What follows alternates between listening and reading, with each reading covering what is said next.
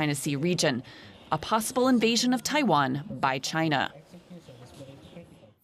Joining me now for more context on this is author, columnist and political scientist Richard Hedarian. Richard, an ironclad commitment from the US to defend the Philippines, including in the South China Sea. Does this make the Philippines safer or increase chances of a real confrontation with Beijing? Well, as far as the statement ironclad is concerned, this is kind of a cliche, diplomatic cliche that the United States uses with not only treaty allies like the Philippines, but we hear also that term when the United States talks about its relationship with Gulf countries, Persian Gulf countries in the Middle East, for instance. So I think that word doesn't carry as much water, except when the Biden administration clarifies the parameters of its mutual defense treaty with the Philippines. And this is something that has been quite vague all the way from the Nixon administration until the Obama administration. But from the late Trump years to the Biden years, now the Americans are absolutely clear. If Filipino aircrafts, vessels, or soldiers come under attack in the South China Sea, not vaguely in the Pacific, but in the South China Sea, that will be covered by the Mutual Defense Treaty by the United States. And that's particularly important in light of what has been happening over the past few days.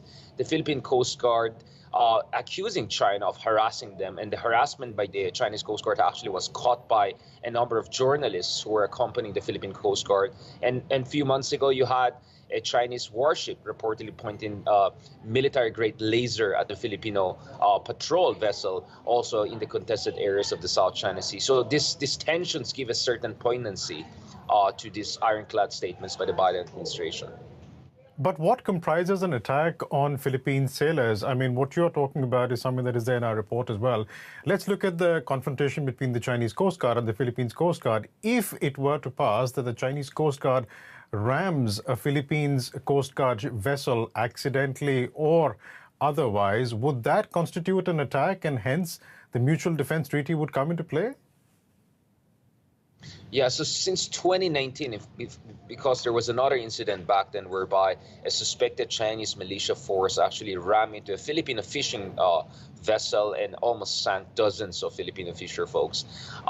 That incident actually made the allies think about the precise guidelines that oversee their alliance. So one of the issues that is still being discussed, because we still have to upgrade our mutual defense treaty, come up with new guidelines, is the so-called gray zone attacks. So gray zone attacks concern cases whereby you're not looking at, Chinese vessels shooting down, let's say, Filipino aircrafts or using guns or firearms, but actually using something just short of that, but coercive still in nature.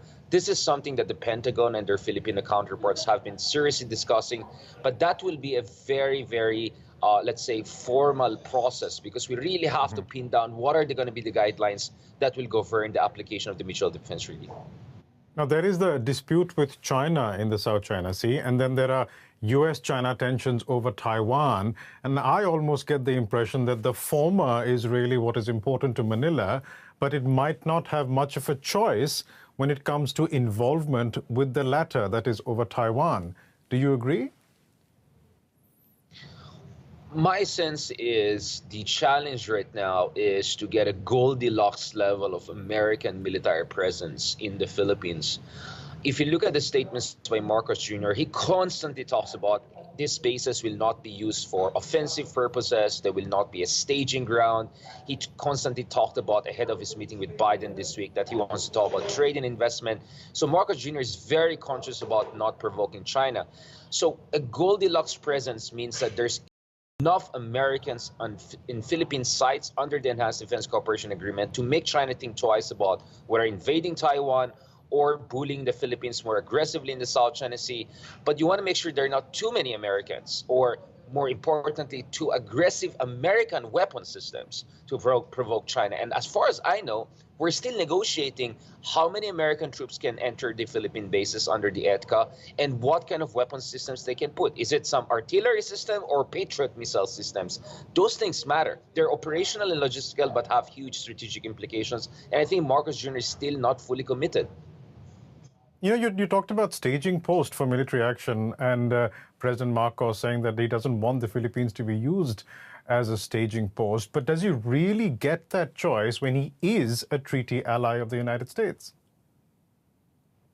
Yeah, and this is where the argument comes in, whereby the administration officials would say, this is about deterrence after all. You better be prepared and deter rather than just pretend that you're neutral when China is not going to treat you neutral. If things come down to an invasion, then the Philippines will be treated as a U.S. ally, and accordingly, China will respond, or actually preemptively deal with the Philippines. So better just, damn if you do, damn if you don't, right? So better just get prepared for it. But the better argument actually there is that, if the Philippines tweaks and twists the level of exercises, etc., it has with the U.S., then maybe it will be effective and deter China. But one thing I really want to talk about here is that everyone talks about invasion of Taiwan. What the Philippines has to prepare for is also gray zone threats that China could pose to the Philippines. We could talk about cyber attacks. We could talk about economic sanctions. There are many things that China can do to the Philippines to retaliate against this widening security cooperation with the United States. And I think those are the things that Marcos has to be prepared for, because I personally doubt there'll be an all-out war in the short term. And my sense is that's also the calculus of Marcos. But he has to prepare the Philippines for gray zone retaliations by China. And on that, he has to get maximum assurance and training and backup from allies like the United States. How prepared is Manila for any of these gray zone tactics should Beijing choose to respond to these latest meetings between President Biden and President Marcos? Yeah, the term we use actually is sharp power. So we're not only looking at harassment of our vessels in the South China Sea. We're not only looking at cyber attacks against the Philippine critical infrastructure. We're also looking at, for instance, China, using its influence over regional governors or local government officials, to push its agenda against what Manila wants for the whole country. That's something that the Philippines has to really be prepared for. Vulnerability is extremely high. 40% of the Philippines national grid is controlled by a Chinese company. Chinese engineers are running a lot of critical infrastructure in the Philippines. China Telecom, via a Filipino partner, is also in the Philippines, has even towers inside military facilities in the Philippines. Multiple times the Philippine main airport had a shutdown this year. So the vulnerability is tremendous. That's why let's hope Marcos is really prepared for this. Otherwise, he's playing with fire. President Marcos Jr. was in Beijing at the start of the year. He was meeting President Xi. After this latest meeting with President Biden, where are Philippines-China ties? Right. So just the other week, the Chinese foreign minister visited the Philippines to do that kind of a troubleshooting. But it seemed the meeting didn't really go that far. After the end of the meeting, all the two sides could agree to was just more communication channels, which is what we had an abundance of under former President Duterte, who was extremely close to China.